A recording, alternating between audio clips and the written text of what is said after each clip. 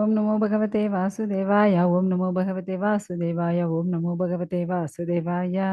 नारायणो नमस्कृत्य नरं चैव नरोत्तमं देवीं सरस्वतीं व्यासं ततो जयमुदीर्नष्टप्रायश्च भागवत सेव्य भगवती उत्तमश्लोके भक्तिर्वदिना शुभं करोति वाचालं पङ्गुं लङ्घयते हिरण्यकृपातमहं वन्दे श्रीगुरुदीनतारेण परमानन्दमाधव चैतन्येश्वरम्। ओम अज्ञानतिमिरान्धस्य ज्ञानागणशलाकया चक्षुर्मीलितं येन तस्मै श्रीगुरुवे नमः।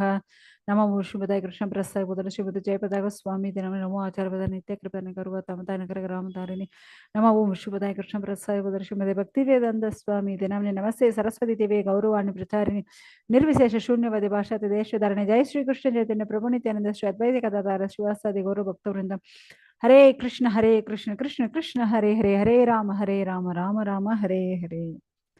हरे कृष्ण जय श्री कृपा जय श्री गुरुदेव। हरे कृष्ण श्रीमद् भागवतम 7வது ஸ்கந்தம் 12வது அத்தியாயம் பரிபூர்ண சமுதாயம் 4 ஆன்மீக பிரிவுகள். ஸோ இந்த அத்தியாயத்தில் மொத்தம் நமக்கு 31 ஸ்லோகங்கள் இருக்கு. ஸோ நம்ம வந்து என்னென்ன அப்படின்னுட்டு பார்க்கலாம். அதாவது இங்கே வந்து பிரம்மச்சாரிகள் பிரம்மச்சரியத்தை பற்றி, அதுக்கப்புறம் வந்து வானப்பிரஸ்தம், ஓகேங்களா. ஸோ இதை இரண்டை பற்றி நம்ம வந்து பார்க்க போகிறோம்.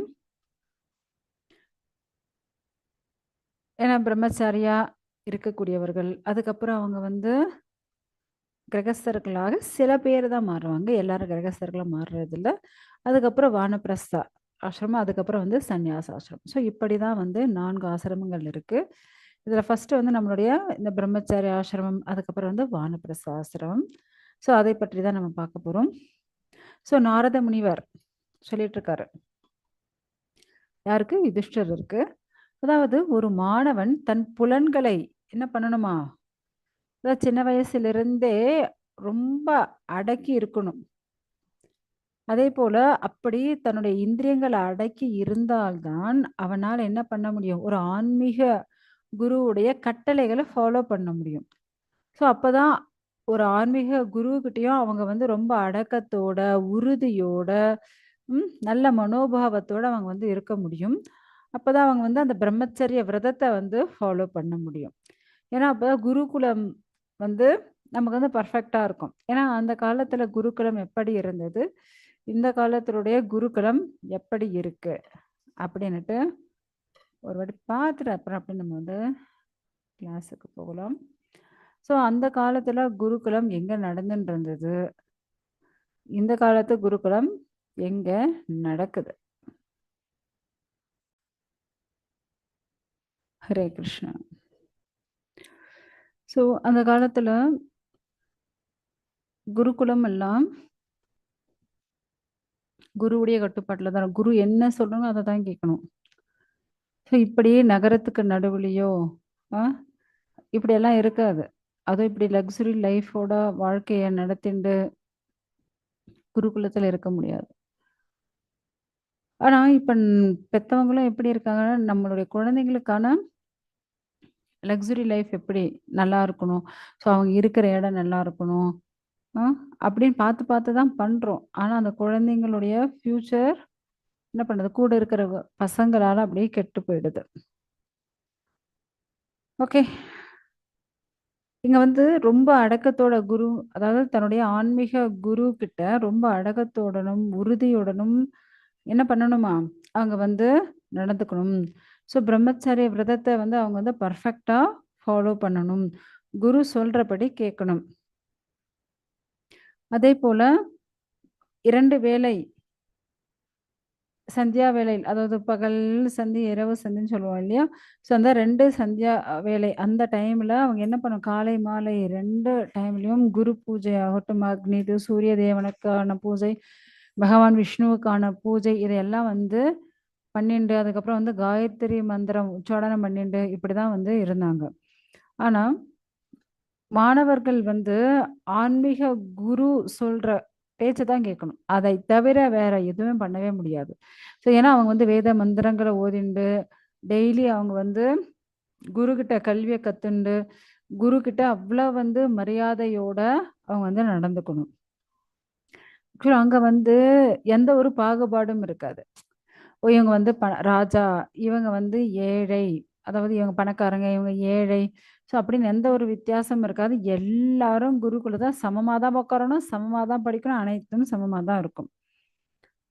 முக்கியமா குருகுலத்துல அவங்க எப்படி உடை அணிஞ்சுட்டு இருப்பாங்க அப்படின்னா, அந்த பிரம்மச்சாரி குழந்தைங்க வந்து தர்பை புல் வந்து கையில் வச்சுட்டு இருப்பா.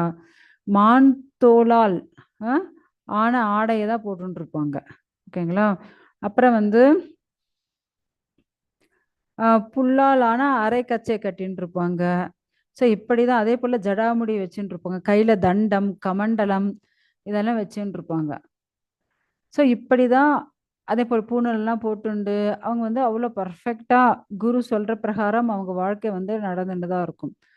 ஏன்னா, அந்த பிரம்மச்சாரிகள் வந்து காலை, மாலை 2 வேளையும் அவங்க வந்து ஸ்நானம் பண்றது, குரு என்ன சொல்றாரோ அதன் பிரகாரம் கேட்கறது, அதேபோல அம் குரு குடுக்குற உத்தரவை வந்து மேற்கொண்டு அத வந்து ஃபாலோ பண்ணுவாங்க. குருவுக்காக அவங்க வந்து பிக்ஷை எடுக்கிறது. ஸோ குரு அத வந்து இவங்களுக்கு குடுத்தா தான் ஏன்னா குரு வந்து உத்தரவு குடுக்கல அப்டின்னா, அத வந்து அவங்க வந்து சாப்பிட கூட மாட்டாங்க. அவ்வளவு பெர்ஃபெக்ட்டா அவங்க வந்து இருப்பாங்க.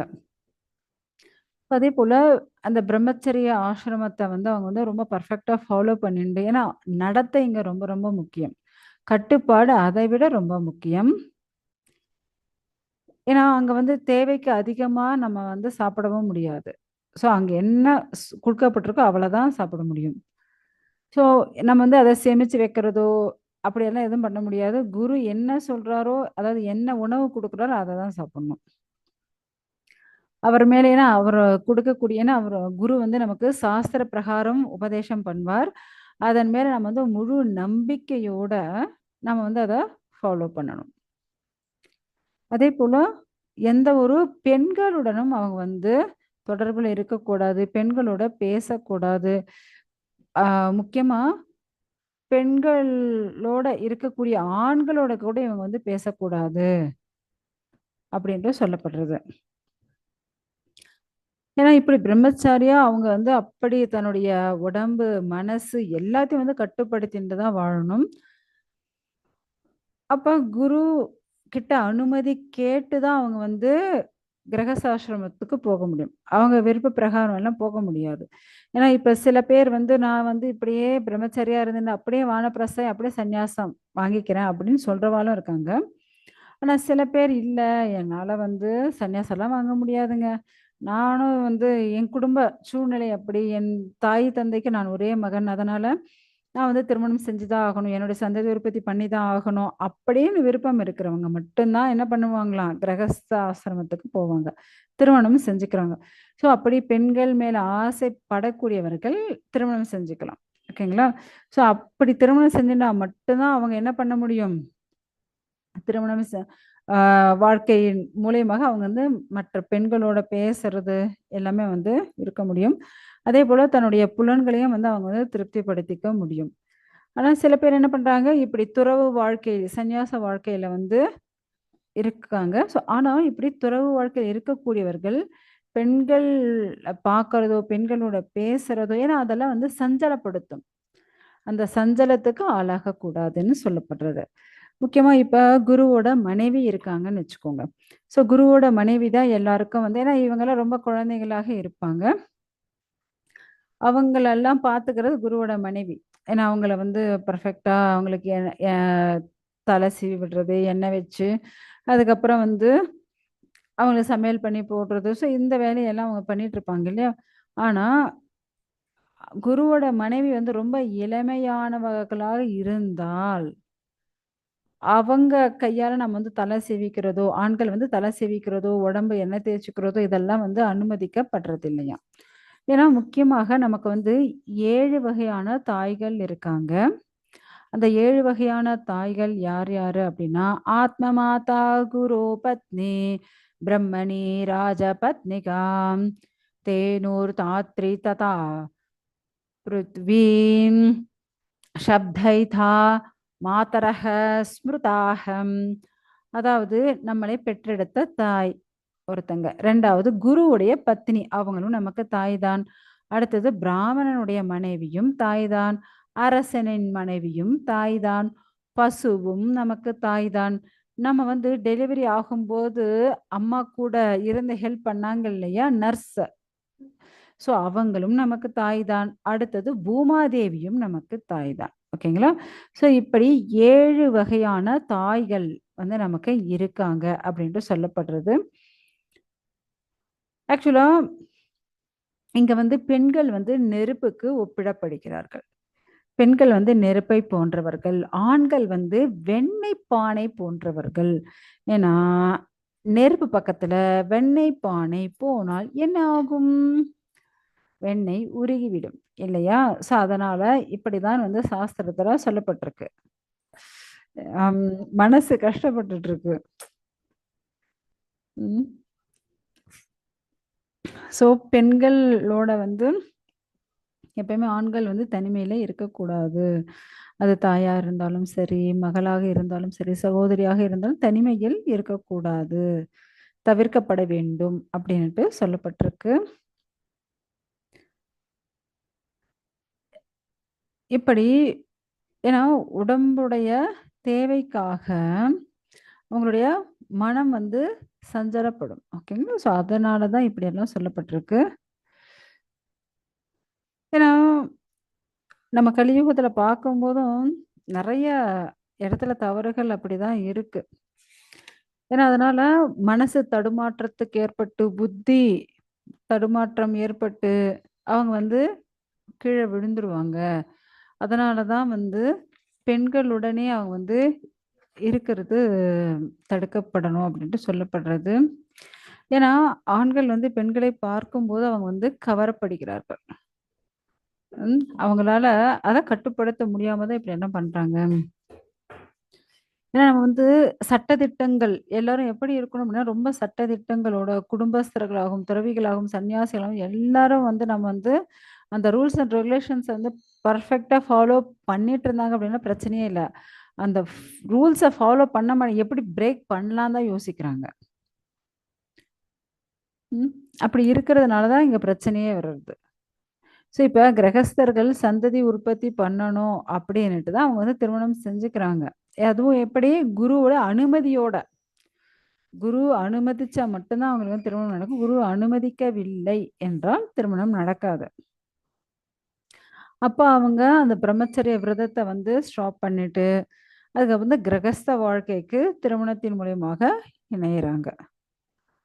ஏன்னா, அதுவரையும் அவங்க எப்படி இருந்தாங்க அப்படின்னா, எந்த ஒரு முகத்திற்கு வந்து பவுடரோ, இல்ல மை இட்டுக்கிறதோ, அ ஒ தலைக்கு எண்ணெய் தடவிக்கிறதோ, உடம்புக்கு அ வாசனை பொருட்கள் தடவுறதோ, எதுவுமே வந்து அவங்க வந்து பண்ணக்கூடாது. ஓகேங்களா? அதேபோல பெண்கள பார்க்கக்கூடாது. பெண்கள் படங்களை வரையக்கூடாது. அதேபோல மாமிசம் உண்ணக்கூடாது. மது அருந்தக்கூடாது. மலர் மாலைகள் போட்டுக்க கூடாது. அப்படின்னுட்டு அனைத்தும் வந்து இருக்கு. ஆனா, தன்னையே அவங்க வந்து அலங்கரிச்சுக்க கூடாது. தைலம் ச தடவிக்க கூடாது. வாசனை தைலங்கள். அ அப்புறம் ஆபரணங்கள் எல்லாம் போட்டுக்க கூடாது. ஸோ, இத எல்லாம் வந்து பிரம்மச்சாரிகள் வந்து ரொம்ப பெர்ஃபெக்ட்டா ஃபாலோ பண்ணிட்டு இருக்கணும். எப்ப அவங்களுக்கு திருமணம் நடக்குதோ, அப்பதான் இதெல்லாம் வந்து அவங்க வந்து செஞ்சுக்க முடியும். வாசனை திரவியங்கள் தடவிக்கிற தைலம் தடவிக்கிறது, அ எல்லா விஷயங்களும் அவங்க வந்து பண்ணிக்க முடியும். அலங்காரம் பண்ணி எல்லாம். அதுவரையும் வந்து அவங்க வந்து பண்றதுக்கு தடை செய்யப்படுகிறார்கள். முக்கியமா பிராமணர்கள் ஆகட்டும், சத்திரியர்கள் ஆகட்டும், வைஷ்யர்கள் ஆகட்டும், ஏன்னா எல்லாரும் வந்து ஒண்ணா தானே குருகுலத்துல படிச்சுட்டு இருக்கா. ஸோ அப்படி அவங்க எல்லாரும் ஒண்ணா இருக்கும்போது, எல்லாரும் சமமான கல்வி, சமமான அனைத்தும் தான் பண்ணிட்டு இருந்தாங்க. எல்லாரும் வந்து வேத இலக்கியங்கள், புராணங்கள், உபநிஷங்கள் எல்லாமே அவங்களுக்கு வந்து கற்றுக் கொடுக்கப்படுறது. ஓகேங்களா? ஸோ அப்படி இருக்கும்போது, அங்க வந்து குருவுக்கு வந்து தட்சணை கொடுத்துட்டு தான் அவங்க வந்து அந்த இடத்த விட்டு, அவங்க தன்னுடைய கிரகஸ்த வாழ்க்கைக்கு போறாங்க. ஸோ அப்படி குருவுடைய ஆசை, குரு தட்சணை அப்படி கொடுத்து சில பேரு கிரகஸ்த வாழ்க்கைக்கு போய், அதுக்கப்புறம் வானப்பிரஸ்த போய், அதுக்கப்புறம் சந்நியாசம் எடுத்துக்கிறாங்க. ஆனா சில பேரு இப்படியே பிரம்மச்சரியா இருந்து, அப்படியே வானப்பிரஸ்தம் அப்படியே சந்நியாசம் வாங்கிட்டு இருக்காங்க. ஓகேங்களா? ஓகே, டைம் ஆயிடுச்சு. நம்ம இதோட இன்னைக்கு முடிச்சுக்கலாம். பேலன்ஸ் வந்து நம்ம நாளைக்கு பார்க்கலாம். ஹரே கிருஷ்ணா. ஏதாவது சந்தேகம் இருந்தால் கேட்கலாம்.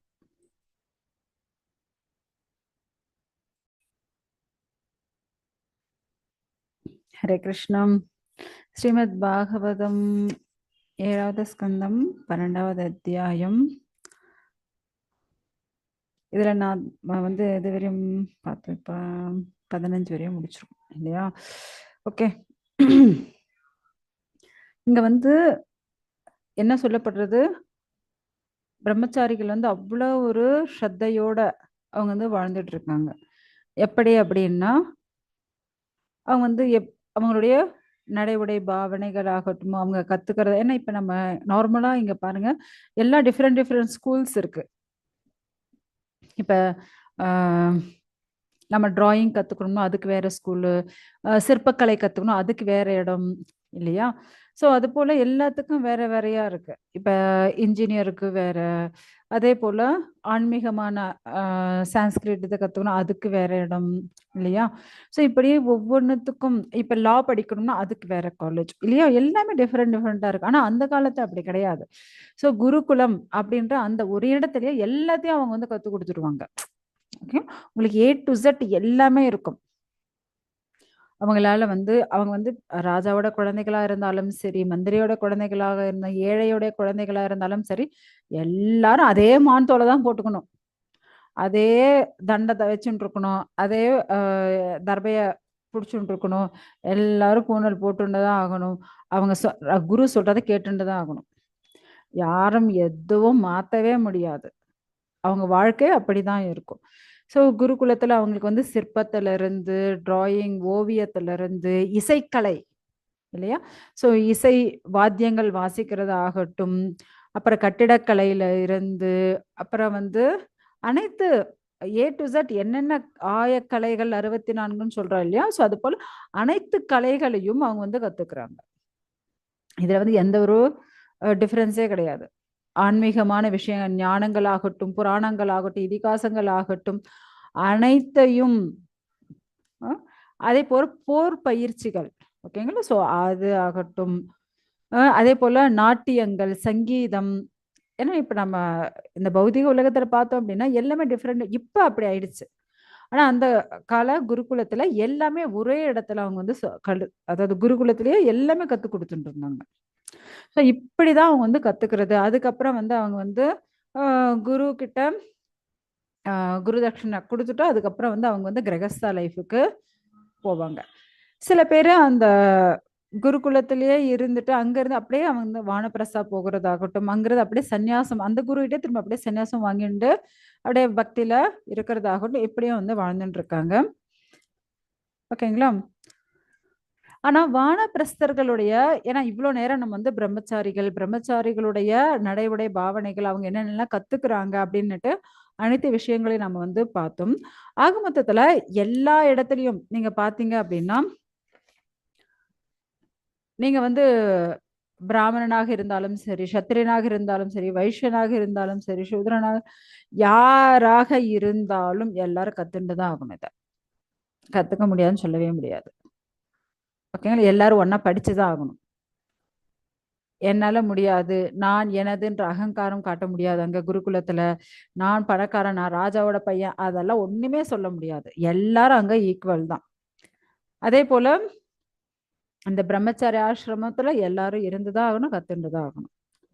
ஆனா இப்ப பாருங்க, நீங்க பிரம்மச்சாரிகளாக இருந்தாலும், கிரகஸ்தராக மாறினாலும், அதுக்கப்புறம் வானப்பிரஸ்தராக மாறினாலும், அதுக்கப்புறம் வந்து சந்நியாசி ஆனாலும், இந்த 4 ஆசிரமத்திலையும் பொதுவான விஷயம் என்ன அப்படின்னா, விஷ்ணு பக்தி. அவங்க வந்து எதுவாக இருந்தாலும் அவங்களுடைய பக்தி வந்து மாற போறதில்ல. பக்தி விஷ்ணு பக்தி பண்ணிதான் ஆகணும். ஓகேங்களா?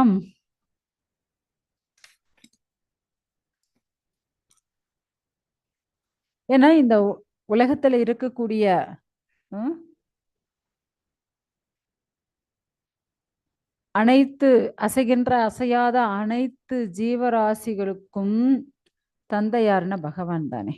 ஸோ அதனால அவங்க வந்து எந்த ஆசிரமத்தில் இருந்தாலும் அனைவரும் பண்ணக்கூடிய ஒரே விஷயம் என்ன அப்படின்னா கிருஷ்ண பக்தி தான், விஷ்ணு பக்தி. ஓகேங்களா? இப்ப நம்ம இப்படி அவங்க வந்து பண்ணிட்டு இருந்தாங்க அப்படின்னா, அதுக்கப்புறம் சில பேரு அந்த பிரம்மச்சாரி ஆசிரமம் குடும்ப வாழ்க்கை, கிரகஸ்த வாழ்க்கைக்கு போயிடுவாங்க. அதுக்கப்புறம் வானப்பிரஸ்தம், அதுக்கப்புறம் சன்னியாசிக்க போறாங்க. இப்படி இந்த வர்ணாசிரம தர்மத்தை யாரெல்லாம் பர்ஃபெக்டா ஃபாலோ பண்றாங்களோ அவங்க வந்து மகர லோகத்திற்கு உயர்த்தப்படுவார்கள் அப்படின்ட்டு சொல்லப்படுறது.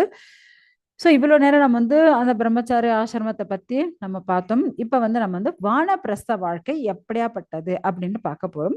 ஸோ வானப்பிரஸ்த அப்படின்னா, அதாவது நார்மலாக எல்லாரும் வந்து 50 வயசான 50 வயசுக்கெல்லாம் அவங்களுடைய குழந்தைகளுக்கெல்லாம் திருமணம் செஞ்சு வச்சுட்டு இருப்பாங்க. 50 வயசுக்கெல்லாம் ரிட்டையர்மெண்ட். ஓகேங்களா? ஸோ அப்போ 50 வயசுக்கெல்லாம் திருமணம் நடந்துட்டு இருக்கும் பசங்களுக்கு. ஸோ அவங்களுடைய அனைத்து பொறுப்பு துறப்பு இப்பதான் அவங்களுக்கு நடக்கிறது. ஸோ அப்போ 50 வயசுக்கு மேல அவங்க என்ன பண்றாங்க அப்படின்னா, வானப்பிரஸ்த வாழ்க்கைக்கு போகலாம் அப்படின்னுட்டு வந்துடுறாங்க. ஆனா அவங்களுடைய ரூல்ஸ் அண்ட் ரெகுலேஷன்ஸ் என்ன அப்படின்ட்டு அதை பற்றி நம்ம வந்து பார்க்க போறோம். அவங்க வந்து நிலத்துல உழுது உற்பத்தி செய்யக்கூடிய தானியங்களை உண்ணக்கூடாது. புரியுதுங்களா? நம்ம வந்து நிலத்திலிருந்து உழுது விவசாயம் பண்ணி வரக்கூடிய தானியங்களை சாப்பிடக்கூடாது. தன்னால விளைஞ்ச தானியங்களை கூட நெருப்பு நெருப்பால அதை வந்து நெருப்பு அதை டச் பண்ணிடுச்சுன்னா அவ்வளவுதான். ஸோ எதையுமே அவங்க வந்து நெருப்பு தொட்ட உணவுகள் தானியங்கள் எதையும் சாப்பிடக்கூடாது. ஓகேங்களா? இப்ப பழங்கள் சாப்பிடலாம். அப்படியே ஏன்னா சூரிய ஒளியால அது வந்து தன்னால பூத்து காய்ச்சி பழுத்து இருக்கும். ஸோ அப்படி பழங்கள் காய்கறிகள் மட்டும்தான் அவங்க வந்து சாப்பிட முடியும். முக்கியமா அவங்க வந்து வனத்துல தான் வாழ முடியும். வனத்துல தனிமையான இடத்துல அவங்க வந்து இப்படி காய்கறிகள் பழங்களை வச்சுட்டு அவங்க வந்து சாப்பிடலாம். ஏன்னா பயிர் செய்த விவசாயம் செஞ்சு விளைக்கப்பட்ட எந்த உணவுகளும் சாப்பிடக்கூடாது. காட்டுல தன்னால விளைஞ்சிருக்கு பாருங்க காய்கறிகள் பழங்கள், அதை தான் சாப்பிடணும். இப்படி எதையும் வந்து அவங்க வந்து சேமிச்சும் வச்சுக்க முடியாது. அப்படி முக்கியமா இப்ப அப்படி அவங்க வந்து வனங்கள்ல ஏன்னா காடுகள்ல வாழறாங்க இல்லையா இந்த வானப்பிரஸ்தர்கள். அப்படி காடுகள்ல வாழும்போது அவங்களுக்கு வந்து இந்த நெருப்பு, முக்கியமா இங்க வந்து ரொம்ப வெயிலால, பனி, இல்ல மழையால, காற்றால அவங்களுக்கு வந்து சில உடல் உபாதைகள் ஏற்படும். ஸோ அந்த நேரத்துல அவங்க வந்து ஒரு சின்ன குடிசை போட்டுண்டு வாழலாம். அப்படி இல்லைன்னா மலை குகைகள் இருக்கு இல்லையா? மலைகளுடைய இடுக்குகள் மலை குகைகளாக இருக்கும். ஸோ அந்த இடத்துல அவங்க வந்து வாழறதுக்கு அனுமதிக்கப்படுகிறார்கள். அதே போல இப்படி வானப்பிரஸ்த வாழ்க்கை வாழக்கூடியவர்கள் வந்து எந்த ஒரு அலங்காரம் பண்ணிக்க கூடாது. அவங்க உடம்ப வந்து டேக் கேரா பண்ணிக்க கூடாது. முக்கியமா இப்ப பாருங்க முடிய கட் பண்ண முடியாது. ஜடாமுடி வச்சுப்பாங்க. அப்புறம் மீசை, தாடி இதெல்லாம் ஷேவிங் பண்ண முடியாது. அப்படியே தான் வளர்த்துண்டே இருக்கணும். அப்புறம் வந்து நம்மள போல வந்து சோப்பு, ஷாம்பு, அப்புறம் வந்து கிரீம் எதையும் அவங்க வந்து யூஸ் பண்ணக்கூடாது. ஓகேங்களா? அதே போல நம்மள போல வந்து துணிமணிகள் என்னது காட்டன், சில்க், அப்புறம் டெரிகாட்டன், அப்புறம் ஷிஃபான், ஸோ என்னென்ன வெரைட்டிஸ் இருக்கோ எந்த ஒரு உடைகளும் அவங்க வந்து அணிஞ்சுக்க முடியாது. ஆக்சுவலா அவங்க வந்து வெறும் மான் தோல், ஓகேங்களா? மான் தோலை தான் அவங்க வந்து சுத்திக்கணும். அதே போல கையில கமண்டலம், தண்டம் இதெல்லாம் வச்சுட்டு இருக்கணும். ஸோ இப்படிதான் அவங்க வந்து வானப்பிரஸ்த வாழ்க்கை வந்து வாழணும். மர உரி தரிச்சுட்டு இருக்கணும் அப்படின்ட்டு சொல்லப்பட்டது. இப்படியே அவங்க வந்து அந்த வனத்துல காட்டுல வந்து அவங்க வந்து பகவானையே நினைச்சுண்டு வெறும் பழங்கள் காய்கறிகளை சாப்பிட்டுட்டு அவங்க வந்து சில பேர் 12 வருடங்கள் விரதமாக ஃபாலோ பண்ணுவாங்களாம். சில பேர் 8 வருடங்கள் ஃபாலோ பண்ணக்கூடியவர்கள், சில பேர் 4 வருடங்கள் ஆகும், சில பேர் 2 வருடங்கள், சில பேர் குறைந்தபட்சம் 1 வருடமாவது வானப்பிரஸ்த வாழ்க்கை வந்து வாழறாங்க அப்படின்ட்டு சொல்லப்படுறது. இதெல்லாம் வந்து ஒரு தவ வாழ்க்கையாக கருதப்படுறது. ஏன்னா இந்த பௌதிக துன்பங்கள்ல இருந்து அனைத்து கஷ்டங்கள்ல இருந்து விடுபட்டு உடலுக்காக எந்த ஒரு சுகபோகத்தையும் வந்து ஏத்துக்காம அவங்க வந்து என்ன பண்றாங்க, பகவானையே நினைச்சுண்டு அப்படியே பகவானுடைய நாமத்தை ஜெபிச்சுண்டு தவம் பண்ணிட்டு இப்படி வந்து தன்னுடைய வாழ்க்கையை வந்து அவங்க வந்து நடத்திட்டு இருக்காங்க. சில பேர் வந்து நோய்வாய்ப்படுறதோ இல்ல முதுமை காரணமாக அவங்க வந்து என்ன பண்ணுவாங்க அப்படின்னா, இந்த தவ வாழ்க்கை கொஞ்சம் கஷ்டமா இருக்கும் அப்படின்றப்போ, அவங்க என்ன பண்ணுவாங்க, உட்காந்து வேதத்த படிச்சுட்டு இருப்பாங்களாம்.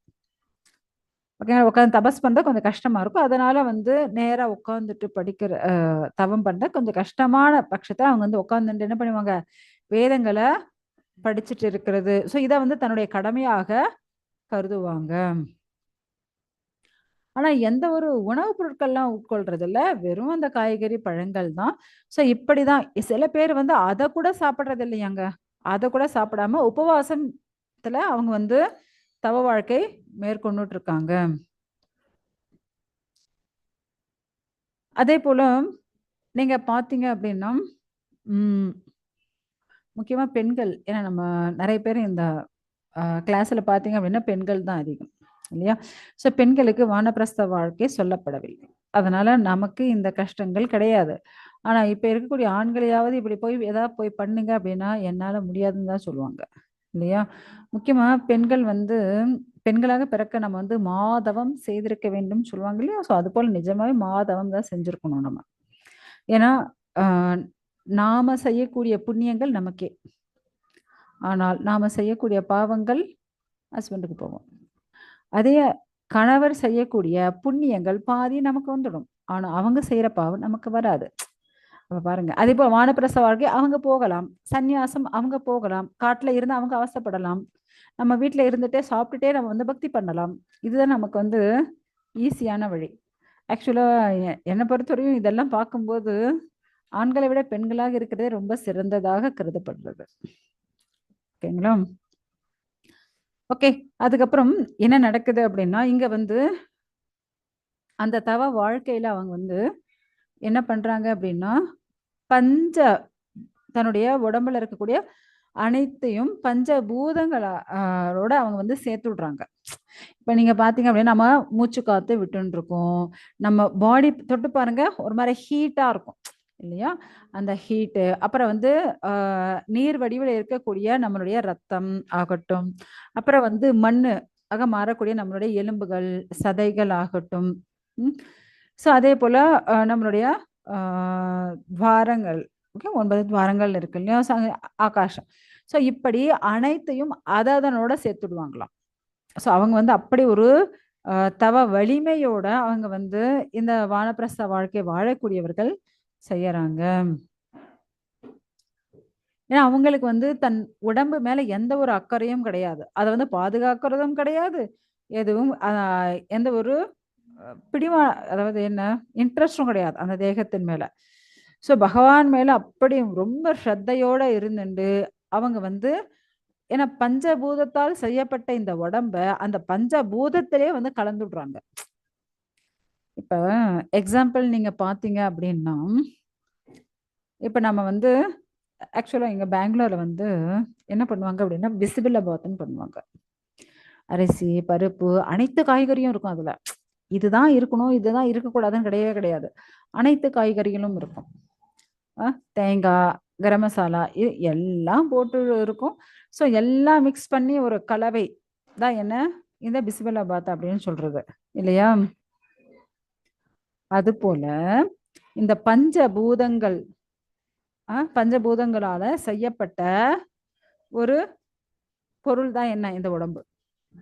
ஆக்சுவலா நம்மளுடைய ஒவ்வொரு இந்திரியத்துக்கும் ஒவ்வொரு தலைவர் இருக்காங்க. அத கூட அவங்க கிட்ட "அப்பா நீங்க இத்தன கால் எனக்கு வந்து அ கண் சக்தியா பகவானே உன்னுடைய கருணையால என்னால இத்தன வருடங்கள் நான் பார்த்துட்டு இருந்தேன். ரொம்ப நன்றி. இந்தாங்க இந்த சக்தி நீங்க வச்சுக்கோங்க. கேட்கும் சக்தி. பகவானே இத நீங்க குடுத்தீங்களா?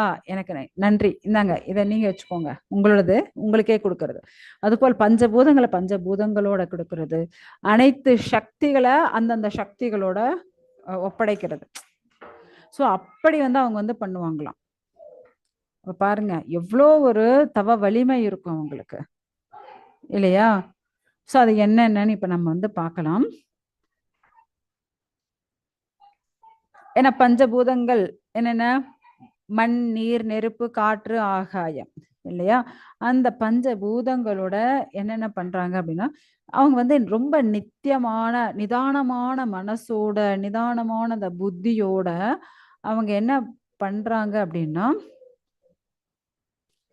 அவங்க வந்து மூல பிறப்பிடத்துல எல்லாத்துல இருந்து தானே இந்த உடம்பு வந்து திரும்ப இது எல்லாத்தையும் அது அதனுடைய விடுறது. ஓகேங்களா? ஸோ இப்ப பாருங்க, அ உடம்புல இருக்கக்கூடிய துவாரங்கள், ஆ ஸோ அத வந்து அந்த சக்தியோட விடுறது. சுவாசத்த காத்தோட விடுறது. ஸோ உடம்பு சூட நெருப்போட விடுறது. ரத்தம், ஆ விந்து, சளி, ஸோ இத வந்து நீரோட விடுறது. அப்படியே அப்புறம் வந்து இந்த எலும்பு, சதை இதெல்லாம் மண்ணோட சேர்ந்துடுறது. ஸோ இப்படி வந்து எதனோட சேர்ந்து இந்த பொருள் உருவாக்கப்பட்டதோ, இந்த சரீரம், அதனோட சேர்த்து அத வந்து விட்டுடுறாங்க. ஸோ அடுத்தது நீங்க பார்த்தீங்க அப்படின்னா, பேசும் சக்தி. இப்ப நம்ம பேசிட்டு இருக்கோமா? அதற்கு காரணம் என்ன? நம்மளுடைய நாக்கு. இல்லையா? ஸோ அதற்கு தலைவர் யாரு அப்படின்னா நெருப்பு. ஸோ அந்த சக்தியோட அத குடுக்குறது. நம்மளுடைய நம்ம வந்து திறமையா செயல்படுறது நம்ம கைகள். ஸோ அது வந்து யாருடைய சக்தி? தேவேந்திரன். ஓகேங்களா? ஸோ அந்த சக்தி இந்தாப்பா. உன்னுடைய சக்தி இத்தன நாள் எனக்கு குடுத்துருந்தீங்கன்னா, நீங்களே வச்சுக்கோங்க. அப்புறம் நம்ம வந்து ஒரு இடத்துல இருந்து இன்னொரு இடத்துக்கு போறதுக்கு அசையறதுக்கான அசையக்கூடிய சக்தி அது கால்கள். இல்லையா? அது வந்து பகவான் விஷ்ணுவுடைய சக்தி. ஸோ அத வந்து அந்த பகவானுக்கு ஒப்படைக்கிறது. அப்புறம் வந்து நம்ம வந்து புலன் சுகங்கள், பாலுறுப்பு சுகங்கள், ஓகேங்களா? இந்திரிய சுகங்கள அனுபவிச்சுட்டு இருந்தோம். அதனால தான் நம்ம வந்து சந்ததி உற்பத்தி எல்லாம் நடந்தது. ஸோ அது வந்து பிரஜாபதி. அதற்கு தலைவர் யாரு அப்படின்னா பிரஜாபதி. ஸோ அத வந்து அந்த சக்திய அவங்களோட குடுக்குறது. அப்புறம் வந்து மலஜலம் கழிக்கிற, ஓகேங்களா? ஸோ அது வந்து மலக்குடல், மலம், ஜலம் கழிக்கிறது இல்லைக். ஸோ அது வந்து மிருத்யு. ஓகேங்களா? ஸோ அந்த சக்தி அவரோட ஒப்படைக்கிறது. கேட்கும் சக்தி. காது இருக்கவே நம்மளால கேட்கும் சக்தி இருக்கு. ஸோ சில பேர் காது இருக்கு, ஆனா கேட்கும் சக்தி இருக்காது இல்லையா? பட் இங்க வந்து அந்த கேட்கும் சக்தி யாருடையது அப்படின்னா, அஷ்டதிக்கு பாலகர்களுடைய. ஸோ அவங்க கிட்ட அது ஒப்படைக்கிறது. அடுத்தது ஸ்பர்ஷ. அதாவது இந்த அ உணரக்கூடிய அந்த ஸ்பரிஷ சுகம், தோல். ஓகேங்களா? ஸோ அது வந்து வாயுது.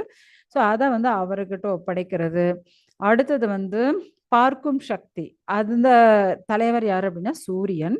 ஸோ அந்த சக்தி அத அவரோட ஒப்படைக்கிறது. அடுத்தது வந்து டேஸ்ட்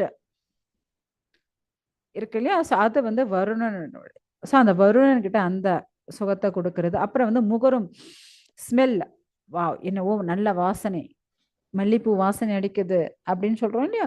ஸோ அந்த முகரும் சக்தி. அது வந்து அஸ்வினி குமாரர்களது. ஸோ அதனால அந்த அஸ்வினி குமாரர்கள் கிட்ட, அந்த தேவர்கள் கிட்ட அத வந்து நாம குடுக்குறது. ஓகேங்களா? அதே போல மனசு. "உனக்கு மனசு இருக்கா?" அப்படின்னு கேட்கறாங்க இல்லையா? அந்த மனசு, அந்த அதற்கு சக்தி கொடுக்கிறது யாரு அப்படின்னா சந்திரன். ஸோ அத வந்து அவரோட ஒப்படைக்கிறது. அடுத்தது புத்தி. ஓகேங்களா? அதுக்கு புத்திக்கு தலைவர் யாரு அப்படின்னா பிரம்மதேவர். ஸோ அந்த சக்திய வந்து நம்ம அவரோட ஒப்படைக்கிறது. அடுத்தது என்ன அப்படின்னா, நான், எனது அப்படின்ற அந்த அகங்காரம். இது என்னுடைய உடம்பு, இது என்னுடையது அப்படின்னு சொல்றோம் இல்லையா? ஸோ இது என்ன அப்படின்னா, அதெல்லாம் அகங்காரம். இல்லையா? பொய் அகங்காரம். அதற்கு தலைவர் யாரு அப்படின்னா ருத்ரன். ஓகேங்களா? ஸோ அந்த ருத்ரன் கிட்ட அத ஒப்படைக்கிறது. அடுத்தது அனைத்து ஜீவராசிகள், இப்படி எந்தெந்த ஜீவராசி, அதே போல சிந்தனை, சிந்தனை சக்தி. ஸோ அதாவது சித்தம்னு சொல்லுவோம் இல்லையா? கான்ஷியஸ், அ கான்ஷியஸ்னஸ்ன்னு சொல்லுவோம் இல்லையா? ஸோ அந்த கான்ஷியஸ்னஸ் யாரு உடையது அப்படின்னா வாசுதேவனுடையது. சாக்ஷாத் பகவான் முழுமுதற் கடவுளான வாசுதேவனுடையது. ஓகேங்களா? ஸோ அவர்கிட்ட அத ஒப்படைக்கிறது. ஸோ இப்படி அனைத்து தேவர்கள் கிட்ட எல்லாத்தையும் அப்படி அப்படியே ஒப்படைக்கிறது. ஸோ லாஸ்ட் என்ன, அதாவது எந்தெந்த ஆ தேவர்கள் எத எத குடுத்தாங்களோ, அந்தந்த தேவர்கள் கிட்ட அத அத நம்ம வந்து அப்படியே ஒப்படைச்சுடுறோம். இப்ப பாருங்க, இப்ப ஒரு பெரிய டப்பா இருக்கு. அதுக்குள்ள ஒரு சின்ன டப்பாவ போடுறது. அதுக்குள்ள இன்னொரு சின்ன டப்பா. அதுக்குள்ள இன்னொரு சின்ன, அப்படியே டப்பாக்குள்ள டப்பா, டப்பாக்குள்ள டப்பான்னு அப்படியே ஆ ஃபுல்லா உள்ளயே போட்டு பெரிய டப்பாக்குள்ள அத போட்டு விடுறோம் இல்லையா? ஸோ அது போல இங்க வந்து ஆ இந்த மண்ணு, பூமி அது வந்து எங்க தண்ணிக்குள்ள போய் சேர்ந்துரும். அந்த தண்ணி வந்து நெருப்புக்குள்ள போய் அடங்கிடுது. அந்த நெருப்பு காற்றுக்குள்ள போய் அடங்கிடுது. அந்த காற்று ஆகாசத்துக்குள்ள போய் அடங்கிடுது. அந்த ஆகாசம் அகங்காரத்துக்குள்ள போய் அடங்கிடுது. அந்த அகங்காரம் மகா தத்துவத்துக்குள்ள போயிடுது. ஓகேங்களா? அந்த மகா தத்துவம் பிரதானத்துக்குள்ள போயிடுது. அந்த பிரதானம் அனைத்திற்கும் மேலான முழுமுதற் கடவுளான பகவானுக்குள்ள போய் அடங்கிடுது. ஓகேங்களா? இப்படி அனைத்துக்குள்ளேயும் யார் இருக்காரு? பகவான் தான். நம்ம ஸ்டார்டிங்ல பார்த்தோம் இல்லையா? அசைகின்ற அசையாத அனைத்திற்கும் காரணம் யாரு அப்படின்னா பகவான் தான். இல்லையா? அந்த பகவானுக்குள்ளேயே அங்கிருந்து தான் எல்லாமே வெளியே வந்தது. திரும்பவும் அனைத்தும் அதற்குள்ளேயே போய் ஐக்கியமும் அடைஞ்சிடுது. சோ இப்படி ஏன்னா அந்த பரமாத்மாட்ட இருந்தா இந்த ஜீவாத்மாவே வெளியே வந்து இல்லையா? சோ அது கடைசியில எங்க தான் போய் சேரணும்? திரும்ப அதே பரமாத்மா கிட்ட தான் போய் சேரணும். சோ இப்படி இந்த பௌதீக உலகத்துல ம் இருக்கக்கூடிய பௌதீக பொருட்கள் ஆகட்டும், பௌதீக மூலப்பொருட்கள் அனைத்துமே எங்க இருந்து வந்தது அப்படின்னா பகவான் கிட்ட இருந்து வந்ததுதான். அப்படியாப்பட்ட அந்த பகவான் கிட்ட தான் நம்ம கடைசியில போய் முடியும். ஓகேங்களா? ஓகே. ஆனா நம்மளுடைய கர்மங்கள் கர்மங்களை பொறுத்து அவங்களுக்கு அடுத்த ஜீவன் கிடைக்கும். நம்ம வந்து பகவானையே நினைச்சுண்டு நம்ம வந்து அப்படி அவங்க வந்து தன்னுடைய தேகத்தை விடும்போது கண்டிப்பா அவங்க வந்து பகவானுடைய லோகம் போவாங்க. திரும்ப இந்த பௌதீக கஷ்டங்களுக்கு அவங்க வந்து வர்றதே கிடையாது. ஓகே. ஹரே கிருஷ்ணா. உங்களுக்கு ஏதாவது சந்தேகம் இருந்தால் கேட்கலாம் மாதாஜி.